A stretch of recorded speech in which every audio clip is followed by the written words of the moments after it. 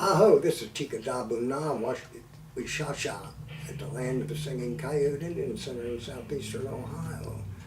And I'd like to tell you a story today that goes back quite a ways, really a real long ways. It's about this brave was out in the prairie walking, and the sun was high and it was warm, and he walked away. He decided to sit down and rest. And he sat down out there on the prairie, and he happened to sit down beside a badger hole, and he really wasn't paying any attention. He was daydreaming. All of a sudden he looked up, and there was a huge badger standing in front of him. And he looked and it scared him. And the badger started to speak, and that scared him even worse. And the badger said, "I have looked into your soul. You have a good heart. You're a young man. I would like to give you a gift of badger medicine. This medicine will protect you and make you a strong warrior, and you will be able to help your people in many situations.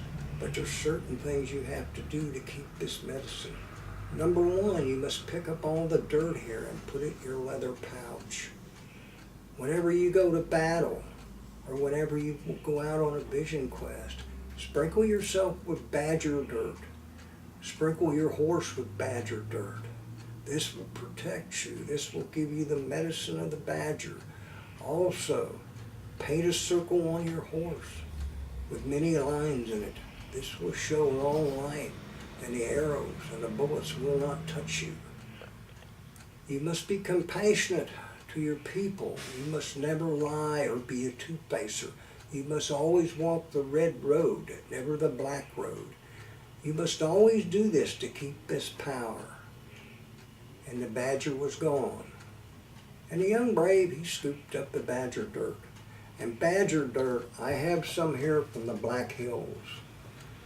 As you see, it is very fine like sand, because the way the badger digs, it granulates it almost to sand.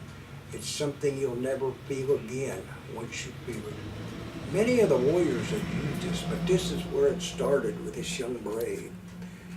So he goes back to his village, and as the years go by, he becomes very famous at hunting and very famous in battle.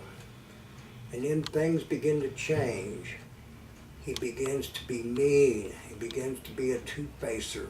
He begins to make people do things that they should not do. And then his name became Death on the Wind. Many of the tribes called him because he became so brutal, and his head swelled up so big that he was the biggest and the best at everything he did.